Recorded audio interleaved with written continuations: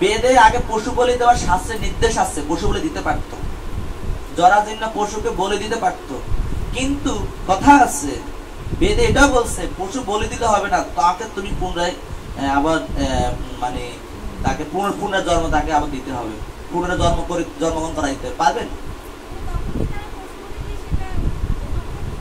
তারা গ্রহণ করতো না, তারা পশু যজ্ঞে পশু বলি দিত, তারা তখন গ্রহণ করতো না।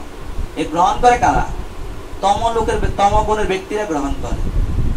এখানে আহার 3 প্রকার, সাত্বিক আহার, রাজসিক আহার, তামসিক আহার। দান ক প্রকার? 3 প্রকার, সাত্বিক দান, রাজসিক দান, তামসিক দান।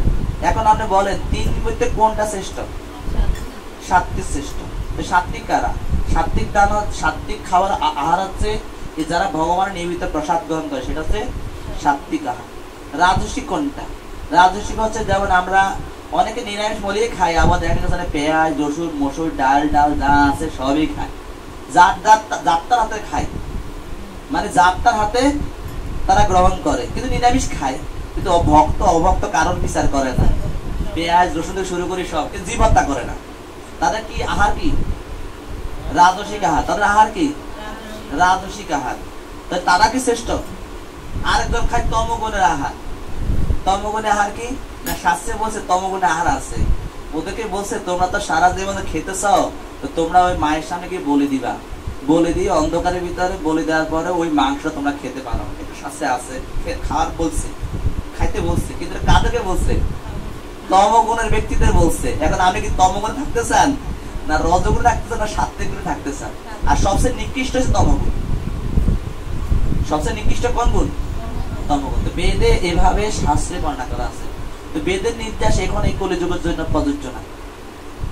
মহাপ্রভু এই শিক্ষা দেন নাই, বেদের শিক্ষা দেন নাই। আমরা কার পাদবাক্য অনুসরণ করতেছি? ঈশ্বর কি ব্যক্তিগত পাদবাক্য অনুসরণ করছে না শাস্ত্রে? ঈশ্বর কখন তার ব্যক্তিগত কোনো উক্তি নাই, প্রভুপাদের কোনো ব্যক্তিগত উক্তি নাই। তো প্রভুপাদ বলছে মহাপ্রভু যেহেতু কলিযুগে আসছে, কলিযুগে ভগবানকে মহাপ্রভু বলছে হরি নাম হরি নামই কেবলম কল নাস্তেব্য গতিরত্নতা। এই কলিযুগে যদি একমাত্র গতি লাভ করে যায়, তার জন্য হরিনাম করতে হবে, হরিনাম করতে হবে, হরিনাম ছাড়া কোনো গতি নেই। এখন আমরা সত্য যুগে যে মন্ত্র এটা পাঠ করেন, কাজ হবে? তাহলে কি লাভ হইলো? বেদে তো বলছে সত্য যুগের মন্ত্রটা আছে, এই কারণে যুগ পর্যন্ত বেদ মানবো, বেদকে অশ্রদ্ধা করবো, শাস্ত্রকে অবমাননা করা যাবে না। কিন্তু ওইটা আমার পরেই আমি বিভ্রান্ত হব। আমাকে করতে হবে গীতা, ভাগবতম আর বৈষ্ণবদের সম্মান। এটা হরে কৃষ্ণ।